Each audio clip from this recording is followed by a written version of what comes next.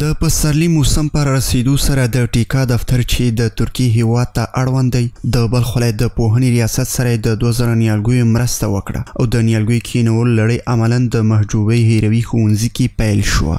د ټیکا دفتر د همغږۍ مسؤل وایي د خپلو بشردوستانه مرستو پر دوام دا ځل هم د بلخ ولایت د پوهنې ریاست سره د 2000 نیالګیو مرسته وکړه. تمه ده چې په شل بابه مکتبونو کې به 2000 نیالګي کینول شي. دمګړی موږ د محجوبې هروي په ښوونځي کې شاوخوا 200 مثمره او غیر مثمره نیالګي کینوو. همدارنګه ښاغلي تاشمیر زیاته کړه چې د تعلیمي کال له پیل سره سم د ټیکا دفتر پروګرام لري چې په بلخ ولایت کې ښوونځیو ته میزونه، چوکۍ او یو شمېر نور د اړتیا وړ توکي مرسته وکړي. موږ په پام کې لرو چې د روان تعلیمي کال کې به هم ورته پروژې په لاره واچوو او همدارنګه د شمال زون ټولو ښوونځیو لپاره چوکۍ، میزونه او د کتابچو بهیر هم پیل کړو.